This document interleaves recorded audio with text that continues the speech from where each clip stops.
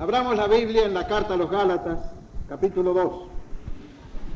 La lección de la mañana está desde el versículo 11 al versículo 21. Seguimos estudiando la carta a los Gálatas. Seguimos leyendo la carta del apóstol Pablo a los cristianos de Galacia. Ya no estamos en la iglesia del Pacto, 851 Francisco, Los Ángeles, California, sino que estamos allá en alguna congregación cristiana de la Galacia romana por el año 60 de nuestra era, y somos una congregación de cristianos que acaban de recibir por el correo la carta del apóstol Pablo a las iglesias de la Galacia. Y estamos instruyéndonos acerca de este tema maravilloso que por poco se nos ha estado escapando de las manos, el tema de la libertad cristiana, el tema de la gracia de Dios, el tema del Evangelio. Estamos en la tercera parte de nuestro estudio y vamos a leer algunos versículos y vamos a exponer algunos pensamientos que tenemos aquí. Epístola o carta circular a todas las iglesias de Galacia, capítulo 2, vamos a leer primero del verso 11 al verso 14, que dice así: Pero cuando Pedro vino a Antioquía,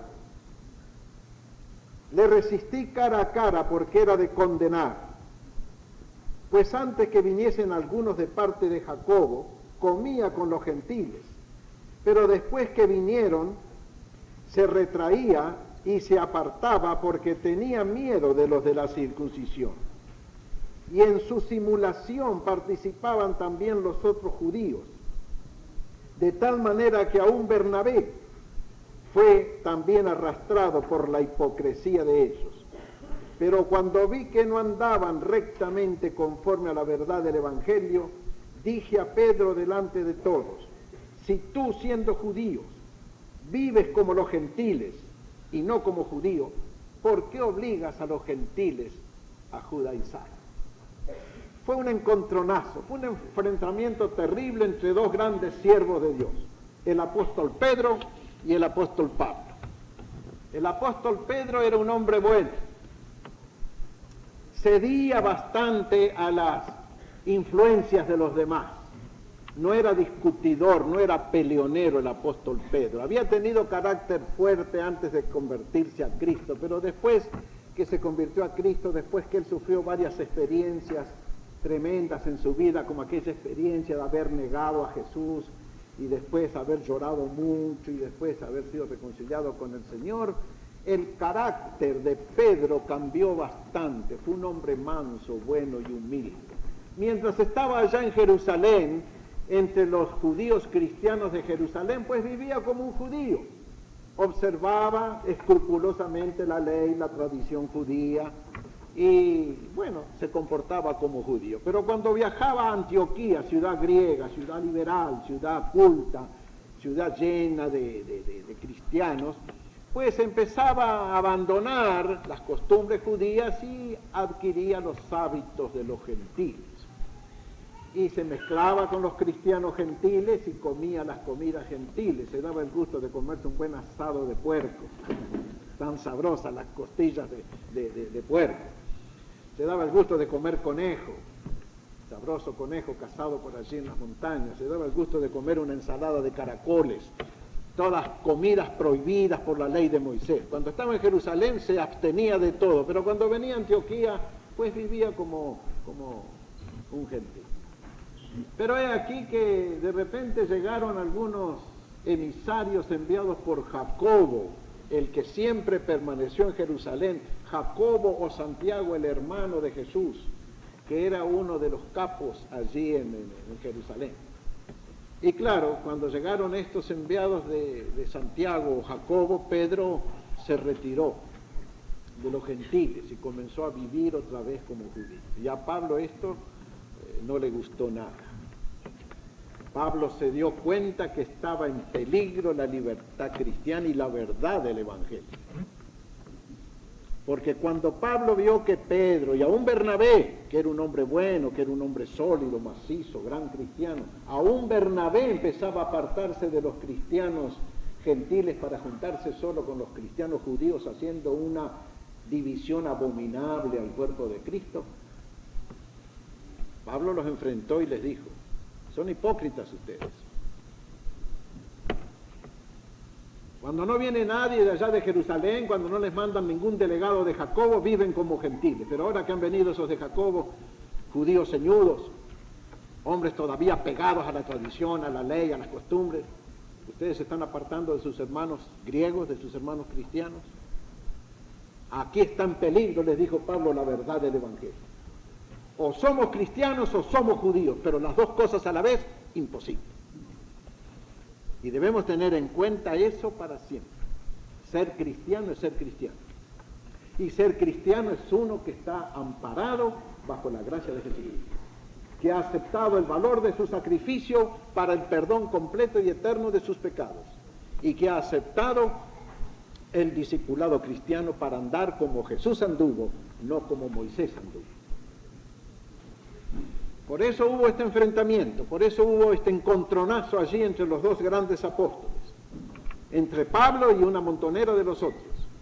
Y Pablo se mantuvo firme y dijo: yo seguiré predicando lo que es la gracia de Dios manifestada en Jesucristo.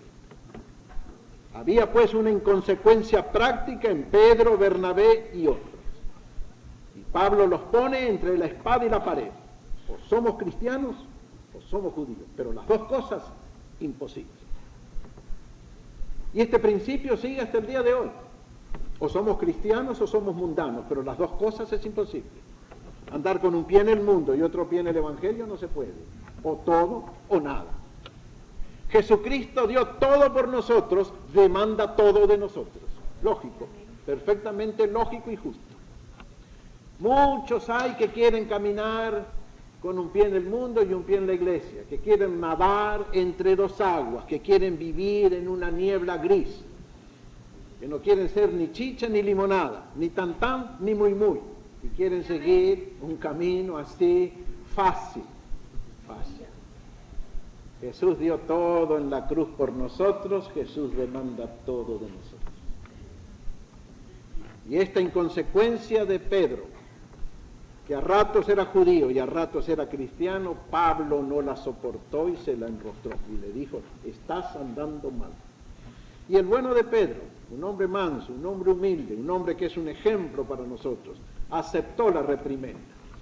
Y más tarde en una de sus cartas dice que hay que escuchar lo que dice nuestro amado hermano Pablo, así lo llama Pedro, nuestro amado hermano Pablo, en muchas de sus epístolas, las cuales algunas son difíciles de entender, dice Pedro. Pero lo que Pablo escribe, todo tiene que ser escuchado y aceptado.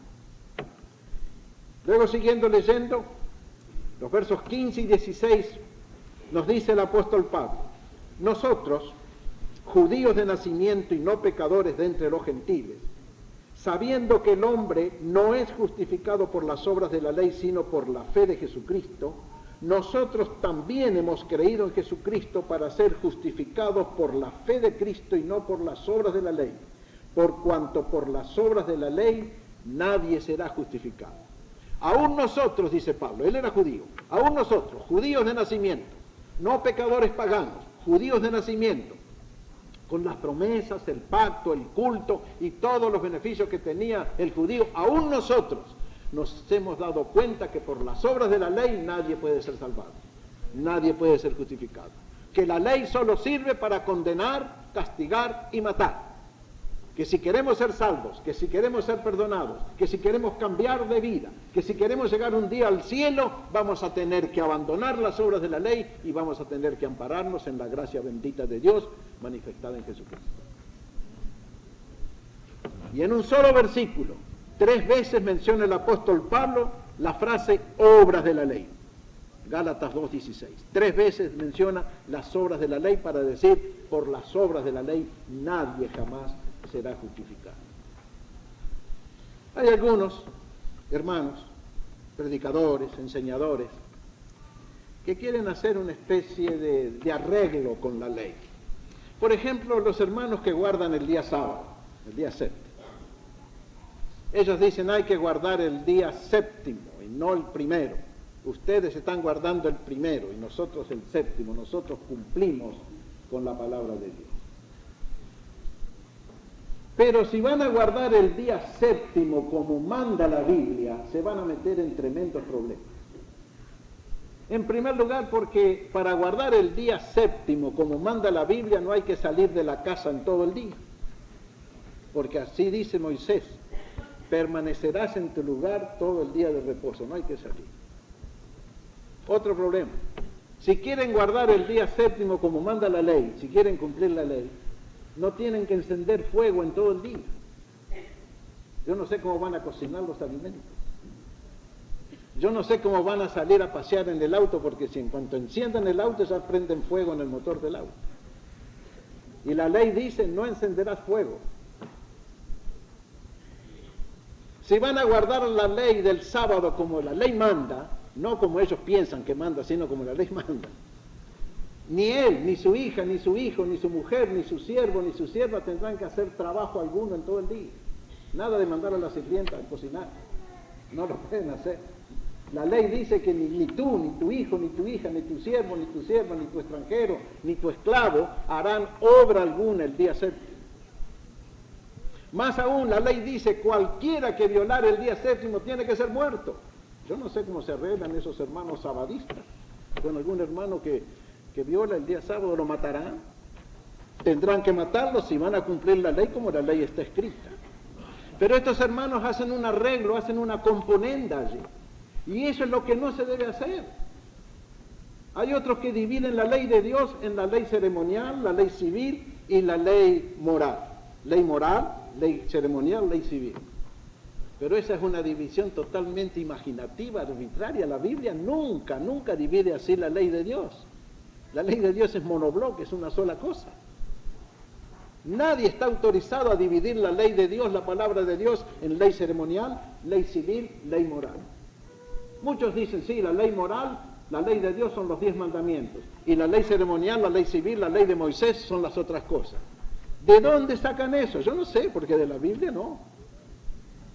Siempre que Jesús o los apóstoles se refieren a la ley, la ven siempre como un solo bloque, una ley enteriza, la ceremonial, la civil y la moral es una sola cosa, es una sola ley, es la ley de Dios, la ley de Moisés, la ley de Dios. Así que todos aquellos que quieren cumplir la ley, deben cumplirla como manda la ley, no como mandan ellos. Pero hay gente que son así. Quieren hacer cumplir la ley, pero no aplican los castigos de la ley. Otra inconsecuencia, otro error. Otra cosa antibíblica. No, mis hermanos y mis amigos. Si ustedes quieren guardar la ley, van a tener que guardar el Pentateuco completo, enterito, con todas sus disposiciones y mandamientos y exigencias. Porque con Dios no se juega. Y si ustedes quieren cumplir un par de mandamientos y dejar los demás sin cumplir, la misma palabra de Dios dice, el que cumple todas las cosas y ofende en un punto, quiebra toda la ley. Así que lo mejor de lo mejor es dejar la ley a un lado y aceptar la gracia, porque con la gracia vamos bien. Es lo que Pablo comprendió allá cuando fue convertido en el camino de Damasco. Él que era un legalista, él que era un tradicionalista, él que era un nacionalista, él que era un fanático defensor de los conceptos judíos, él que era un pecador completo, fue convertido por Cristo en un instante, y Pablo en un instante comprendió todo el significado de la gracia salvadora. Y de allí en adelante él no podía predicar otra cosa fuera de la ley de Dios que salva gratuitamente al que se arrepiente de su pecado y quiere seguir a Jesucristo. Por eso Pablo discutía contra Pedro y contra Bernabé y contra todos, y por eso peleó toda su vida contra aquellos que querían meter el evangelio dentro del molde judío. Pero ya Jesús había dicho, no se puede poner vino nuevo en cueros viejos, porque el vino nuevo rompe los cueros y todo se pierde. Y se puede poner remiendo de paño sano en vestido viejo, porque el paño sano rompe el vestido viejo. Sino que el vino nuevo en cueros nuevos, en odres nuevos ha de ponerse, y el remiendo nuevo en vestido nuevo ha de ponerse. ¿Qué quería decir Jesús con esto? Que el evangelio que se iba a predicar en su nombre tenía que ser puesto en nuevos moldes, no en el molde judío, no en el molde romano, no en el molde griego, en un molde nuevo, el molde del corazón cristiano que se entrega a Jesucristo para ser una nueva persona. El evangelio de Jesús, con toda su gloria, con toda su gracia, con todas sus bendiciones, se va a derramar abundantemente en nosotros si nosotros le ofrecemos a Jesús nuestro corazón como un odre, como un cántaro, como un cuero para que Él lo llene. Vino nuevo, un cuero nuevo, y lo uno y lo otro se conserva, dijo Jesús. Pero vino nuevo, el vino nuevo del evangelio, la doctrina de la gracia, la doctrina del perdón, la doctrina del amor de Dios, puesto en moldes antiguos, no anda, no camina. Trate de meter usted su pie en un zapato viejo y chueco, va a sufrir. Pero si quiere caminar cómodo, cómprese un zapato a su medida, de cuero blanco, y va a ver usted qué cómodo va a caminar. Pero si quiere torturarse, ponga su pie dentro de zapatos viejos, torcidos, que ya no tienen enderezo, y usted va a sufrir. Y así pasa con el evangelio. Ponga usted el evangelio en los moldes de la ley judía y no va a andar, pero ponga usted el evangelio en su corazón, abierto a Jesucristo. Pídale a Jesucristo que limpie su corazón, cambie su corazón, modifique su corazón, y usted va a empezar a gozar de la plenitud del evangelio, de la plenitud de la gracia. En los versículos 17 al 18 el apóstol Pablo toca un punto importante. Y si buscando ser justificados en Cristo, también nosotros somos hallados pecadores, ¿es por eso Cristo ministro de pecado? En ninguna manera. Porque si las cosas que destruí, las mismas vuelvo a edificar, transgresor me hago. Esto necesita explicación. Claro, enseguida podía venir el contragolpe para Pablo, y así se lo decían. Entonces si tú te abandonas la ley, si tú rechazas la ley, si tú no predicas más la ley, entonces se puede pecar. Se puede fornicar, se puede adulterar, se puede robar, se puede matar, se puede hacer de todo porque ya no hay ley. El apóstol Pablo dice, si las cosas que destruí, el pecado, esas mismas cosas las vuelvo a construir en mi vida, me hago transgresor. En un momento Pablo presenta la verdad completa del evangelio. Liberación de la ley, sí, pero para vivir una nueva vida en Cristo. Una vida que sea sin pecado. Sin ese pecado que la ley señala y la ley condena. Sin las mismas cosas que destruí. La borrachera, la lujuria, el adulterio, la mentira, el chisme sobre todo, el odio, y todas esas cosas malignas de antes. O sea, que esas mismas cosas que Cristo destruyó en mí y que yo destruí junto con Él, esas mismas cosas vuelvo a practicar, yo me estoy haciendo transgresor. Yo estoy haciendo lo que Cristo quiere que deje de hacer. Y luego viene la gran frase. Hasta hay un corito sobre esta frase aquí, sobre este texto bíblico. Gálatas 2:20. Con Cristo estoy juntamente crucificado. Y ya no vivo yo, sino que Cristo vive en mí. Y lo que ahora vivo en la carne, lo vivo en la fe del Hijo de Dios, el cual me amó y se entregó a sí mismo por mí. Pablo comprendió que cuando Cristo murió en la cruz, él también estaba muriendo con Pablo. Pablo con Jesús, Jesús con Pablo. Pablo comprendió que la muerte de Jesucristo no solamente lo libraba a él de sus pecados pasados, sino que le daba a él el poder para vivir sin pecado. Pablo comprendió mejor que ninguno el significado total y completo de la muerte de Jesús en la cruz. Pablo supo que la muerte de Jesús en la cruz no solamente le libraba a él la deuda que tenía de pecado, sino que lo libraba del poder del pecado en su vida. Y el verdadero evangelio es liberación del pecado, liberación de la culpa del pecado, liberación de la pena del pecado, liberación del poder del pecado, liberación de la presencia del pecado. Eso es evangelio. Eso es gracia de Dios. Eso es vida nueva. Eso es lo que Pablo estaba procurando vivir y eso era lo que él predicaba en todo el mundo. Cuando él decía que la ley ya no servía, no estaba diciendo ahora se pueden cometer todos los pecados. Pablo estaba diciendo la ley y las obras de la ley nunca salvarán. Salva la gracia de Dios en Jesucristo, pero para vivir una vida nueva, una vida diferente, una vida superior. Y Pablo comprende que él murió con Cristo cuando Cristo fue crucificado por él. Y Pablo comprende que cuando Cristo resucitó a una vida nueva, sin pecado, él también resucitó con Cristo a una vida nueva, sin pecado. Y el más hermoso significado que tiene el bautismo por inmersión que practicamos es el de muerte con Cristo al pecado, al mundo y a la carne, y resurrección con Cristo a una vida nueva. Por eso creemos en el bautismo por inmersión y por eso practicamos el bautismo por inmersión, porque es toda una forma de doctrina el bautismo por inmersión. Muerte con Cristo, resurrección con Cristo a una vida nueva. Porque con Cristo estoy juntamente crucificado y ya no vivo yo, Cristo vive en mí. Y lo que ahora vivo en la carne, lo vivo en la fe del Hijo de Dios, el cual me amó y se entregó a sí mismo por mí. Y finaliza esta breve porción de su palabra, de la carta, diciendo, no desecho la gracia de Dios, no desecho la gracia de Dios.